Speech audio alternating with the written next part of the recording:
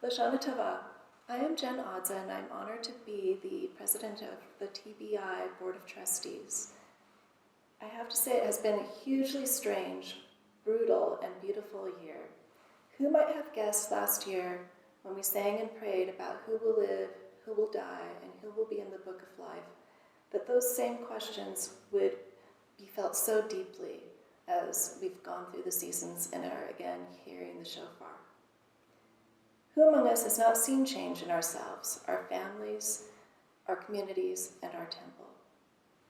The Hebrew word mashber is most often translated into English as crisis, but a literal translation is that it's a birth stool. Mashber denotes a painful transition, one that sometimes bears out tragedy, but much more often is the beginning of a new life. I invite you to see the novel coronavirus and its ugly child, COVID-19, as a mashber. It's a painful, costly, and deadly pandemic, but it is also a chance for us to transform and to grow. As Reformed Jews, we are positioned for change, adaptation, and transformation. Reform is not a one-time event, but an ongoing cycle, one that we are ready for. In quiet moments, this mashber can be a time of reflection. We can think more about who we are and what matters to us. We can realize that in our temple life, there are things that sustain us, and we can reflect on how we sustain our temple. One key aspect of Reform Judaism is to be welcoming and open. We continue to work on finding a balance between being hospitable while making sure that each of us is safe. In the past, that has been a focus on our building and having everyone in our building safe, while at the same time being able to keep our doors open to all who might come. Those concerns continue, but one happy outcome of this mashber, of this crisis, is that we are more accessible than ever before. Now, anyone with internet access has access to our various Shabbat services and social programs. Our tent got bigger, and our tent will stay bigger. We have decided that it's very worthwhile to keep live virtual services into the future. Another key principle of Reform Judaism is Gemilut Hasidim, acts of loving kindness. There is an overwhelming need for this kind of love, and we are trying hard to be part of the healing that only can come from kindness and sustained efforts at repair. In our own little community, reaching out to each other is key.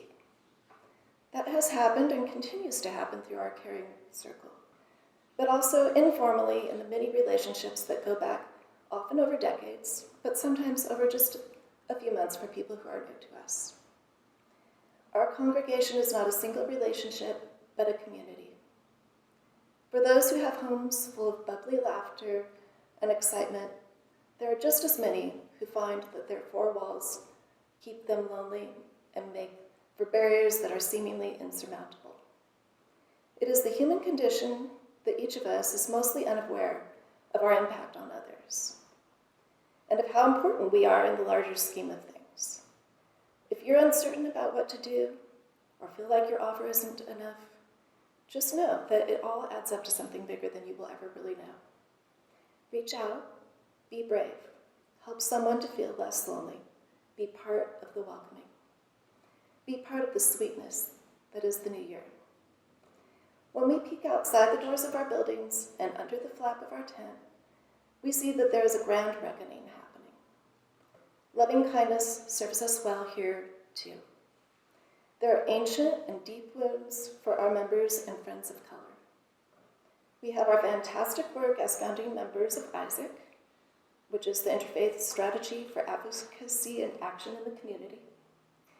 We have been supported in our times of need, and we're honored to support our fellow congregations and our members of color as we all work toward racial justice.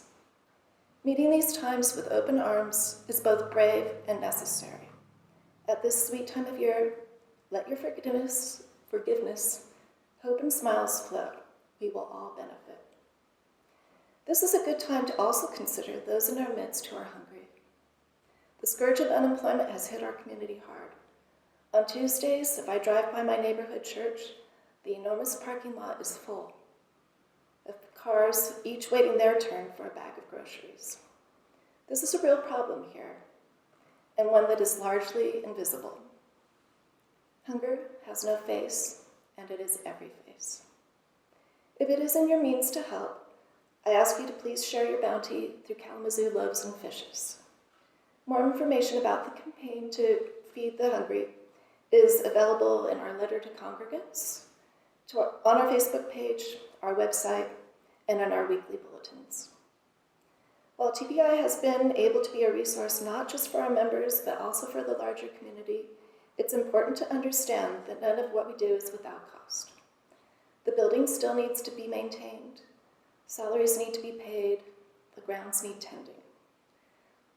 The everyday expenses are just that, they are everyday. On top of that, we have new expenses related to COVID and keeping our membership safe. For instance, the additional costs of streaming our services. Your membership is always important, and that is more true now than ever.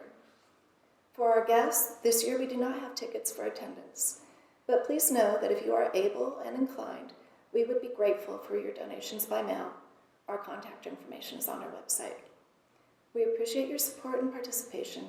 I hope you join me in seeking out and enjoying the sweetness of the new year and all its promises of connection and